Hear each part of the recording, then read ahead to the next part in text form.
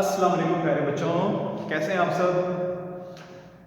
प्यारे बच्चों, हम चैप्टर नंबर 13 पढ़ रहे हैं। हमने कूलेंट फ्लो तक पढ़ लिया है। हमारे 3 लेक्चर हो गए हैं। आज हम चौथा लेक्चर शुरू करने जा रहे हैं। आज हम एक स्टैटिक चार्ज की मजीद प्रॉपर्टीज को समझने की कोशिश करेंगे।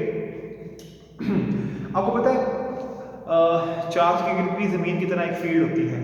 हम उस फील्ड के बारे में पढ़ेंगे और उससे जुड़ी हुई क्वांटिटी को समझेंगे, that is electric field intensity. ठीक है, तो लेक्चर शुरू करते हैं। ये दोनों टॉपिक्स शोर के लिए इंपॉर्टेंट है। ये इलेक्ट्रिक फील्ड का जो टॉपिक है, यहाँ से आपको कम से कम ये दो चीज़ें पता होनी चाहिए। ठीक है, तो इलेक्ट्रिक फील्ड क्या होती है बेटा? जैसे ज़मीन की गिर्द ग्रेविटेशनल फील्ड होती है, वैसे चार्ज की गिर्द भी फील्ड होती है। और जैसे ज़मीन अपनी ग्रेविटेशनल फील्ड से दूसरे मैसिव बॉडीज पे फोर्स लगा सकती है, वैसे ही चार्ज अपनी इलेक्ट्रिक फील्ड के जरिए, अपनी उस फील्ड के जरिए जो इसकी गिर्द होती है, दूसरे चार्जेस पे फोर्स लगाता है। तो चार्ज पे फोर्स लगाएगा। ज़मीन क्या है? मैसिव बॉडी है, दूसरे मैसिव बॉडीज पे फोर्स लगाएगी। ठीक है, तो ये देखिए चार्ज की हमने एक रीजन ऑफ स्पेस बनाया हुआ है, इसको हमने सर्कल से रिप्रेजेंट किया हुआ है। इसके अंदर जितनी भी स्पेस है, इसके अंदर इस चार्ज के पास ये ताकत है कि ये दूसरे चार्जेस पे फोर्स लगाए। और मजे की बात ये है कि इस चार्ज को उनके पास ज़्यादा फोर्स लगाने की जरूरत नहीं है। इस पूरी स्पेस में इसका इन्फ्लुएंस मौजूद है। इस पूरी स्पेस में जब भी कोई दूसरा चार्ज आएगा, ये चार्ज उन पे फोर्स लगा देगा। इस स्पेस को बोलते हैं electric field of this charge. ये जो स्पेस है लिखा हुआ है यहाँ पे इलेक्ट्रिक फील्ड, ये इलेक्ट्रिक फील्ड है चार्ज।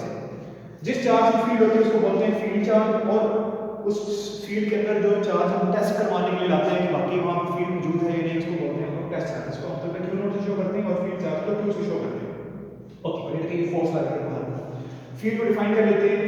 ये वो स्पेस का रीजन होता है, ठीक है, स्पेस की बाउंड्री होती है जिसके चार्ज के चारों तरफ, ठीक है, जिसमें वो दूसरे चार्जेस पे इलेक्ट्रोस्टैटिक फोर्स ऑफ अट्रैक्शन या रिपल्शन लगाता है। नेचर ऑफ चार्ज की वजह से अट्रैक्शन या रिपल्शन होगी, दोनों सेम होंगे तो रिपल्शन, और ऑपोजिट होंगे तो अट्रैक्शन। ठीक है, तो ये है इलेक्ट्रिक फील्ड। अब हम बढ़ते हैं electric field intensity. Electric field intensity क्या होती है? इलेक्ट्रिक फील्ड इंटेंसिटी स्ट्रेंथ होती है। Electric field intensity basically strength है, जिसकी डेफिनेशन लिख लेते हैं यहाँ पे। The strength of electric field, the strength of electric field at any point in space. Space मतलब स्पेस में इलेक्ट्रिक फील्ड पाई जाती है। फील्ड का जो फील्ड अपने आप को रिप्रेजेंट करती है स्पेस के अंदर, चार्ज की गिर्द की स्पेस के अंदर।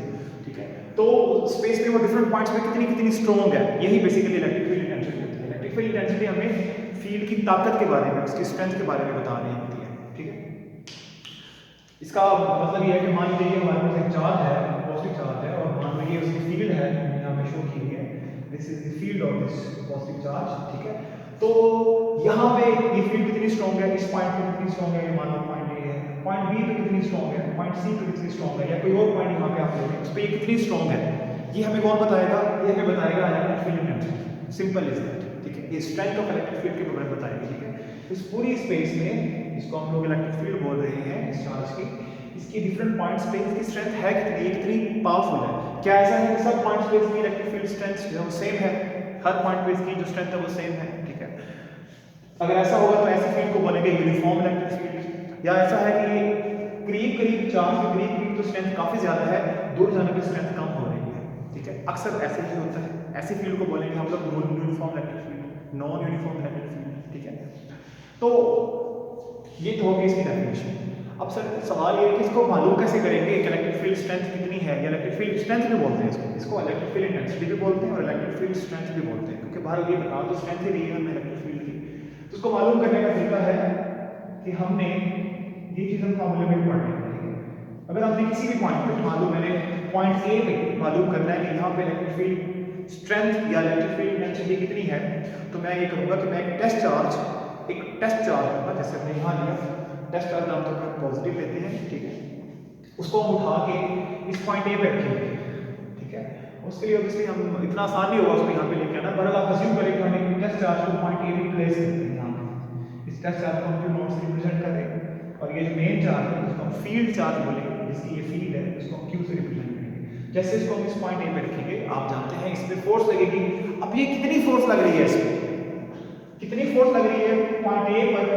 पॉइंट ए पर अगर हम चार्ज को रख रहे हैं तो पॉइंट ए पर रखने पे इस टेस्ट चार्ज को इस पे कितनी फोर्स लगा रही है, फील्ड लगा रही है ना, फोर्स इस चार्ज पे फील्ड लगा रही है, तो कितनी फोर्स लगा रही है, इसकी फोर्स इस तरफ होगी ऐसे, तो कितनी फोर्स लग रही है, फोर्स को नोट कर। और ये चार्ज इसकी क्वांटिटी कितनी है इसको भी नोट कर लो, नोट नीचे क्वांटिटी ऑफ चार्ज भी नोट कर देना, ठीक है। ये चीज बताएगी हमें पॉइंट ए पर इलेक्ट्रिक फील्ड इंटेंसिटी, ठीक है।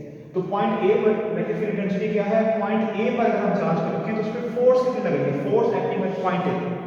तो ये एक खास पॉइंट के लिए मैंने इसको समझा दिया। तो इसका जनरल फार्मूला क्या होगा, जनरल फार्मूला होगा E equals to F over Q naught, जैसे बुक में लिखा हुआ है, ठीक है। तो यहीं से हम लोग इसको रिप्रेजेंट कर सकते हैं E equals to force divided by Q naught, ठीक है। तो बेसिकली जिस भी पॉइंट पे हमने इलेक्ट्रिक फील्ड इंटेंसिटी को या इलेक्ट्रिक फील्ड स्ट्रेंथ को निकालना होता है, हम उस पॉइंट पे उठा के अपने टेस्ट चार्ज को रख देते हैं और महसूस करते हैं कि वहाँ पे फोर्स कितनी लग रही है, इसको मालूम कर लेते हैं। अगर वहाँ पे फोर्स ज़्यादा लग रही है तो हम कहते हैं कि यहाँ पे इलेक्ट्रिक फील्ड इंटेंसिटी ज़्यादा है, और अगर वहाँ पे फोर्स कम लग रही है तो हम कहते हैं वहाँ पे इलेक्ट्रिक फील्ड इंटेंसिटी कम है, जिसका मतलब है कि यहाँ पे फील्ड वीक है, ठीक है जी। आप समझदार हैं, आप ये देख सकते हैं कि जब हम इस चार्ज को पॉइंट ए पे रखेंगे तो इसका डिस्टेंस इस चार्ज से कम होगा, और हम जानते हैं कि जब डिस्टेंस कम होता है चार्जेस के दरमियान में, कूलम्स लॉ में हमने पढ़ा था कि डिस्टेंस कम होगा तो फोर्स ज़्यादा लगेगी, क्योंकि डिस्टेंस कम और फोर्स का इनवर्स रिलेशन होता है, कम डिस्टेंस फोर्स ज़्यादा, ज़्यादा डिस्टेंस फोर्स कम। यहाँ डिस्टेंस ज़्यादा हो जाएगा बी पे रखने पे, इस चार्ज से इस चार्ज का डिस्टेंस बी पे रखने पे फोर्स डिस्टेंस ज़्यादा हो जाएगा तो फोर्स कम हो जाएगी, सी पे रखने पे डिस्टेंस और ज़्यादा हो जाएगा, फोर्स और कम हो जाएगी। तो आप जान सकते हैं चीज़ों को, ठीक है। मतलब यहाँ पे इंटेंसिटी सबसे ज़्यादा होगी, फिर उसके बाद यहाँ पे फिर उसके बाद, ठीक है, ओके। तो ये इलेक्ट्रिक फील्ड इंटेंसिटी आ गई, इस तरह हम इसकी वैल्यू को निकाल सकते हैं इस तरह फार्मूले से। अब एक और चीज़ देखो, ये जो फोर्स है ना ये वेक्टर क्वांटिटी है, क्योंकि फोर्स वेक्टर क्वांटिटी है इसलिए इलेक्ट्रिक फील्ड इंटेंसिटी भी वेक्टर क्वांटिटी है, ठीक है। ये देखिए फोर्स वेक्टर है तो इलेक्ट्रिक फील्ड इंटेंसिटी भी वेक्टर है, मतलब इसकी डायरेक्शन होती है, फोर्स ऑब्वियसली किसी डायरेक्शन में ही लगेगी ना, किसी डायरेक्शन में ही इस चार्ज को मूव करवाएगी। तो जिस डायरेक्शन में फोर्स बॉडी को मूव करवा रही है, जो फील्ड की वजह से फोर्स लग रही है इस पे, उसी डायरेक्शन में इंटेंसिटी भी होगी। तो ये जो डायरेक्शन है ना, ये सिर्फ फोर्स की डायरेक्शन नहीं है, ये सिर्फ फोर्स की डायरेक्शन नहीं है, ये इलेक्ट्रिक फील्ड की डायरेक्शन भी है, ये इलेक्ट्रिक फील्ड इंटेंसिटी की डायरेक्शन भी है। इलेक्ट्रिक फील्ड इंटेंसिटी को बाद हम लोग इलेक्ट्रिक फील्ड भी बोल देते हैं ऐसे करके, ठीक है, क्योंकि ये 12 इलेक्ट्रिक फील्ड के बारे में ही बता रही है। तो ये इलेक्ट्रिक फील्ड इंटेंसिटी की डायरेक्शन भी है, ठीक है। तो इससे हमें ये पता चला कि जो फोर्स की डायरेक्शन होती है वही इलेक्ट्रिक फील्ड इंटेंसिटी की डायरेक्शन होती है, ठीक है, ओके। तो ये हो गया हमारा इलेक्ट्रिक फील्ड इंटेंसिटी, हमें समझ में आ गया कि ये हमें फील्ड की स्ट्रेंथ के बारे में बताइए कि चार्ज की जो फील्ड है उसमें डिफरेंट पॉइंट्स पे उसकी स्ट्रेंथ कितनी है, और उसको निकालने का तरीका ये है कि एक टेस्ट चार्ज लो, उसको उठा के उस पॉइंट पर रखो जहाँ पर हमने फील्ड मालूम करनी है ना, वहाँ पर रखोगे, फोर्स आएगी कुछ ना कुछ, उस फोर्स को नोट कर लो, चार्ज के साथ उसको डिवाइड करो, तो उस पॉइंट पर तुम्हें फील्ड मिल जाएगा। ये खास एक पॉइंट के लिए जनरल हमने आपको फॉर्मूला बता दिया, ओके। अब यहाँ से इसका यूनिट भी निकाल लेते हैं। इसका ऐसा यूनिट क्या होगा, ऐसा यूनिट होगा फोर्स का यूनिट डिवाइडेड बाय चार्ज का यूनिट। तो फोर्स का यूनिट होता है न्यूटन और चार्ज का होता है कूलम, कूलम पर जाके हो जाएगा पर कूलम, ये चार्ज का यूनिट ऊपर जाएगा तो पर कूलम, न्यूटन पर कूलम, न्यूटन पर कूलम, ठीक है। एग्जांपल लेंगे, किसी पॉइंट में हमने रखा पॉइंट बॉडी को अपने टेस्ट चार्ज और वहां पे उस पे फोर्स लगी 10 न्यूटन और चार्ज था 1 कूलम, तो क्या आंसर आया, न्यूटन पर कूलम, ठीक है। ये आंसर आया हमारे पास। एक पॉइंट में हमने फील्ड के अंदर टेस्ट चार्ज को रखा और हमने इस कैलकुलेशन से वहाँ पे इंटेंसिटी निकाली, तो आंसर आया हमारे पास 10 न्यूटन पर कूलम। इसका क्या मतलब है भाई, उस पॉइंट में अगर आप 1 कूलम चार्ज को रखते, 1 कूलम चार्ज को रखते तो उस पर कितनी फोर्स लगती, 10 न्यूटन फोर्स लगती, ठीक है। तो एक तरह से ये हमें फोर्स के बारे में आइडिया देंगे। अगर हम उसी पॉइंट पे मान लो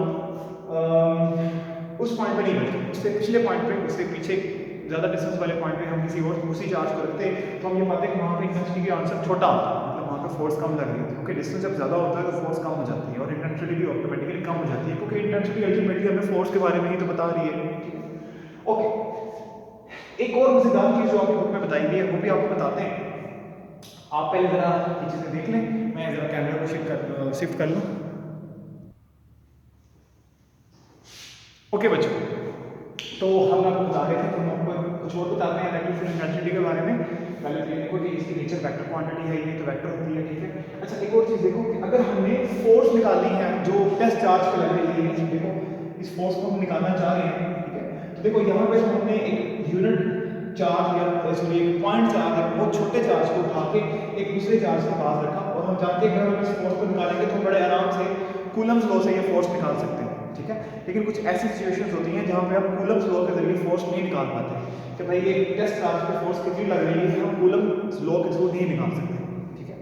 याद रहे ये जो टेस्ट चार्ज है ना, ये पॉइंट चार्ज है, और पॉइंट चार्जेस के लिए आप जानते हैं कि हम कूलम्स लॉ ही यूज़ करते हैं। अगर हम एक पॉइंट चार्ज पे फोर्स कूलम्स लॉ के थ्रू नहीं निकाल पा रहे तो वो कौन सी सिचुएशन है जहाँ पे ऐसा होगा, पहले तो ये जानिए।